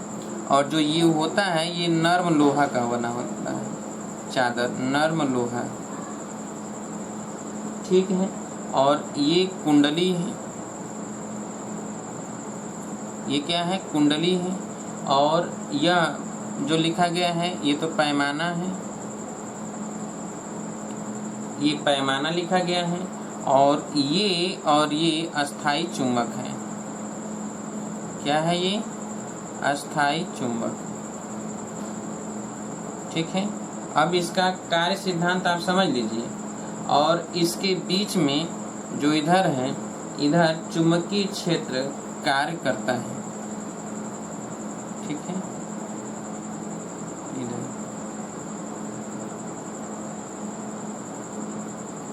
ऐसे, ठीक है। अब यहाँ पर हम देखेंगे स्प्रिंग होता है, ये जो लगा होता है स्प्रिंग। स्प्रिंग का कार्य होता है कि जब ये जैसे ही धारा बंद होता है तो तुरंत इसको अपने शून्य अवस्था पे ला देता है, इसीलिए स्प्रिंग लगा रहता है, ठीक है। अब हम देखेंगे ये भी अस्थाई चुंबक है, ये अस्थाई चुंबक है। अब इसका कार्य सिद्धांत आप समझिए, ठीक है। और इसको, इन दोनों को, ये और ये दोनों को कांटेक्ट करा दिया जाता है एक दूसरे से, ठीक है। अब जब जो है इसमें चुंबकीय इसमें धारा प्रवाहित होता है तो एमीटर की भांति नहीं किया जा सकता है, बल्कि इसमें जो है गैल्वेनोमीटर एक अत्यंत सुग्राही युक्ति होती है। ये बहुत ही माइक्रो एम्पियर में की कोटि का मापा जाता है। इसमें माइक्रो एम्पियर तक का 1 एम्पियर 2 एम्पियर 10 एम्पियर तो मापा जाता है, लेकिन माइक्रो एम्पियर तक भी इसमें हम माप सकते हैं इसके अनुसार। तो होता क्या है कि जब माइक्रो एम्पियर है तो इसमें जो धारा होता है, जो प्रतिरोध होता है, जाहिर सी बात है कि वह उस प्रतिरोध अधिक होगा। तो जब प्रतिरोध अधिक होता है और उसे हमें इसका परास बढ़ाना होता है, तो हम करते क्या है कि इसको समांतर क्रम में शंट यानी छोटा प्रतिरोध, कम से कम प्रतिरोध समांतर क्रम में जोड़ देते हैं। जैसे यहाँ पर समझिए, सपोज दैट ये गैल्वेनोमीटर है और इसका प्रतिरोध ये है, और इसके साथ हम जो है एक छोटा RS जोड़ देते हैं, यहाँ पर शंट कर देते हैं, ये कैपिटल RG है। तो अब इसका जो तुल्य प्रतिरोध होगा वो तो R हो जाएगा, और ये R जो है RS से भी छोटा हो जाएगा, क्योंकि 1/R है। तो यहाँ पर हो जाएगा क्या कि 1/RG प्लस 1/RS। तो R बराबर हो जाएगा RG इंटू RS अपान RG प्लस RS, यही तो लिखेंगे ना। तो ये लिखेंगे यहाँ पर। तो यहाँ पर RG जो R होगा वह जो हो जाएगा। अब एक चीज़ यहाँ ध्यान देने योग्य ये है कि जो इसमें पाठ्यांक होता है, जो ये विक्षेप होता है, यह विक्षेप जो उत्पन्न होता है उसमें लगने वाला जो चुंबकीय आघूर्ण है, तो चुंबकीय आघूर्ण क्या होगा? तो चुंबकीय आघूर्ण होता है NIAB, यही तो होगा ना, NIAB, ये चुंबकीय आघूर्ण होगा। और यह आघूर्ण जो है इसमें जैसे ये घूमेगा इधर की तरफ, ध्यान समझिए, इधर की तरफ घूमेगा और फाई विक्षेपित अगर होता है, कितना फाई कोण विक्षेपित हो जाता है, तो इसका मतलब ये है कि फाई और एक कांस्टेंट, जो कि कांस्टेंट के इस स्प्रिंग के कारण होता है, तो कांस्टेंट के बराबर होता है। तो इसको ये क्या करेगा? संतुष्ट करेगा। ठीक है, तो K इंटू फाई बराबर NIAB। जैसे आप पढ़े होंगे कि इसको जब घुमाते हैं तो इसमें जो है ऐंठन के कारण एक नियतांक होता है। जैसे आप पढ़ते हैं दृढ़ता गुणांक होता है, ईटा से प्रदर्शित किया जाता है। तो उसी तरह यहाँ पर एक K, जो K है वो इसी तरह का एक गुणांक है, ऐंठन नियतांक कहलाता है। ठीक है, तो आप उसमें पढ़ते हैं द्रव्य वगैरह में, तो वहाँ दृढ़ता गुणांक पढ़ते हैं, तमाम तरह के गुणांक पढ़ते हैं। उसी तरह का इसमें भी एक K एक क्या है? ऐंठन गुणांक है, जो कि ऐंठन के कारण, यानी जैसे ये घूमता है तो ये ऐसे इधर घूमेगा, तो स्प्रिंग है तो स्प्रिंग घूमने तो देगा नहीं, तो उसकी के लिए K लगाया जाता है। ठीक है, अपनी साम्यावस्था, जैसे करंट फ्लो होना बंद कर देगा तुरंत जो है अपने पास आएगा, तो किसके कारण आएगा? K के कारण ही आता है। ठीक है, अब चलिए यहाँ पर हो जाएगा, तो यहाँ से K इंटू फाई, तो फाई बराबर अगर हम निकालें तो फाई बराबर क्या हो जाएगा? NI या NAB अपान K, ये सब कांस्टेंट है, और यहाँ पर I हो जाए, यहाँ पर क्या हो जाए? I। अब यहाँ पर धारा I, फाई, जो धारा अगर अधिक होगा तो फाई अधिक होगा, धारा कम होगा तो फाई कम होगा। इसमें हम देखेंगे कि अगर ये N यानी जो इसमें कुंडली है, इसमें चक्रों की संख्या, जो ये कुंडली के चक्रों की संख्या N है, अगर यह N जो है 2 गुना कर दिया जाए, N कितना गुना कर दिया जाए? 2 गुना कर दें। तो जैसे ये फाई बाई आई अगर हम निकालते हैं, फाई बाई आई, तो ये N है, तब तो ये N है, तो यहाँ पर हम लिखेंगे कि N into A into B upon K। लेकिन जब N के स्थान पे अगर 2N करेंगे तब ये हो जाएगा कितना कि फाई अपान आई बराबर ये 2N into A into B upon K, यही तो होगा। क्यों? इसका मतलब ये है कि ये 2 गुना हो जाएगा। क्या हो जाएगा? 2 गुना, यानी जो ये आई बाई फाई पहले था, अगर यहाँ पर जैसे ही 2 गुना किया गया तो अब यहाँ पर क्या हो जाएगा? 2 गुना हो जाएगा। अर्थात इसका 2 गुना हो जाएगा। यदि यह मान बदल जाता है, फाइव डैश हो जाता है, ये आई डैश हो जाता है, तो ये five dash upon five dash का मान, जो फाइव डैश अपान आई, एन का मान दूना किया, तो फाइव डैश अपान आई बराबर क्या हो जाएगा, 2 इंटू फाइव अपान आई हो गया। यही तो हुआ ना, 2 इंटू फाइव अपान आई, यानी 2 गुना हो गया, यानी धारा दूना हुआ तो ये भी क्या हो गया, दूना हो गया। क्लियर है। अच्छा, दूसरी चीज, जब इसको वोल्ट मीटर की तरह अध्ययन करते हैं, वोल्ट मीटर के लिए लगाया जाता है, किसके लिए, वोल्ट मीटर के लिए जब हम लगाते हैं तो उस कंडीशन में क्या किया जाता है कि वोल्ट मीटर जब मेजर करना होता है तो यहाँ तो समांतर क्रम में जोड़ा गया है इसे, लेकिन वोल्ट मीटर में जब लगाते हैं, किस में, वोल्ट मीटर में, तो वोल्ट मीटर में ये सीरीज में जोड़ देते हैं अधिकतम प्रतिरोध को। तो यहाँ पर जैसे ये जी जोड़ा गया है और ये आर जी है, तो इसी में जो है एक कैपिटल आर प्रतिरोध, अधिक ओम का प्रतिरोध जोड़ देते हैं इसमें। तो ये टोटल प्रतिरोध क्या हो जाएगा, आर जी प्लस आर हो जाएगा, ये आर जी प्लस आर। ठीक है। तो अब यहाँ पर जब ये आर जी प्लस आर हो जाता है तो उसके कारण जो यहाँ पर हम देखेंगे कि फाई बराबर, आपको पता है कि जो ये फाई है, यहाँ पर देखते हैं, जो ये फाई है, तो फाई बराबर आपने लिखा है क्या, एन ए बी अपान के, और यहाँ आई।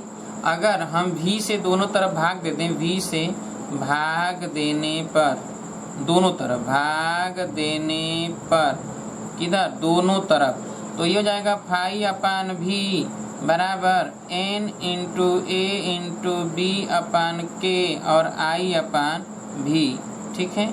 अब जरा देखिए कि यहाँ पर n ए बी अपान के और आई अपान भी, तो ये आई और भी की जगह पर लिख दें आई इंटू आर, आई कट जाएगा, तो ये हो जाएगा N into A into B अपान के, और ये आई कट गया तो 1 अपान आर।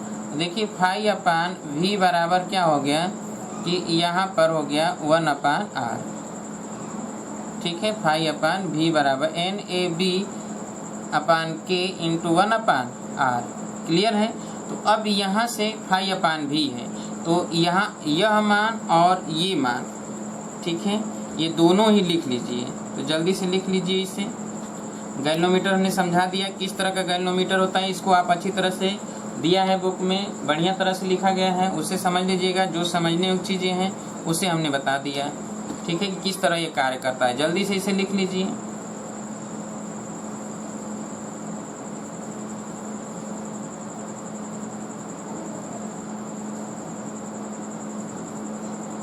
चित्र बना लीजिए ये और इसे लिख लीजिए।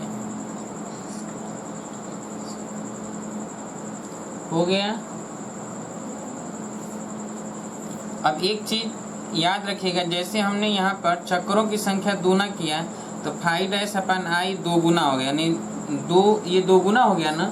लेकिन चक्रों की संख्या दूना करने पर जरूरी नहीं है कि पोटेंशियल बढ़ जाएगा, ये आवश्यक नहीं है, क्योंकि चक्रों की संख्या दूना करेंगे तो जो प्रतिरोध है, रेजिस्टेंस है, वो भी तो दूना हो जाएगा। तो रेजिस्टेंस भी दूना हो जाएगा, क्योंकि जब इसमें हम तार जोड़ेंगे, तार का जो प्रतिरोध Rg है वो तो लंबाई के अनुक्रमानुपाती होता है। अगर हम उसमें चक्रों की संख्या 2 गुना करेंगे तो प्रतिरोध भी 2 गुना हो जाएगा, तो क्योंकि लंबाई दूना बढ़ाना पड़ेगा। तो इसका मतलब ये है कि n दूना हुआ तो r भी दूना हो गया, तो n दूना हो गया 2n हो गया, तो r भी दूना हो गया 2r हो गया, 2 कट जाएगा। इसका मतलब है कि इसमें कोई परिवर्तन नहीं होगा। याद रखिएगा इस बात को। धारा में परिवर्तन होगा परंतु विभवांतर में, वोल्टता में कोई परिवर्तन नहीं होता है गैल्वेनोमीटर में। कब? जब चक्रों की संख्या दूना करते हैं तब। तो आज हम लोगों ने ये पढ़ा चुंबकीय द्विध्रुव आघूर्ण और उसका कैसे कैसे कहाँ इस्तेमाल होता है उसके विषय में, जैसे कि मोटर के विषय में भी हमने बताया और इसके विषय में बता दिया गैल्वेनोमीटर में किस तरह चुंबक के द्विध्रुव के कारण गैल्वेनोमीटर कार्य करता है और उससे हम लोग मेजर करते हैं धारा और वोल्टमीटर को। ठीक है, उम्मीद है कि ये सभी चीज़ें आपको अच्छी तरह से समझ में आ गया होगा। यदि बाय द वे कोई चीज़ समझ में नहीं आया होगा तो आप पहले काम करिए कि आप बुक को एक बार जरूर पढ़िएगा और बुक को पढ़ने के बाद फिर एक बार इसे देखिएगा, फिर भी नहीं समझ में आता है तो हमसे ज़रूर पूछिएगा, फिर हम एक बार समझाने का प्रयास करेंगे। और ये इम्पॉर्टेंट है, वेरी वेरी मोस्ट इम्पॉर्टेंट। अगर ये आज का चीज़ जो भी हमने बताया ये चीज़ें समझ में आ गई तो आगे चल के आप इंजीनियरिंग लाइन में अगर कदम रखते हैं तो बहुत बाखूबी से इन सब चीज़ों को वहाँ पर बहुत ज़्यादा इस्तेमाल किया जाता है। बेस आपको जानकार रहेगा तो उसमें कोई दिक्कत नहीं होगी समझने में, क्योंकि यही सब ज़्यादा पढ़ना है वहाँ। ठीक है, तो चलिए कल मुलाकात होगी तो आगे चर्चा किया जाएगा। न्यूमेरिकल इसके सॉल्यूशन करेंगे, इस चैप्टर के न्यूमेरिकल का सॉल्यूशन किया जाएगा। ठीक है, तो आप लोग एक बार न्यूमेरिकल देख लीजिएगा ताकि उसको न्यूमेरिकलों को जब हम सॉल्व करेंगे तो अच्छी तरह से समझ में आएगा। हमने इधर 1-2 दिन क्लास नहीं लिया था किसी कारणवश। ठीक है, अब लगातार आप लोगों की क्लास चलेगी। तब कल मुलाकात होगी, तब तक के लिए नमस्कार दोस्तों।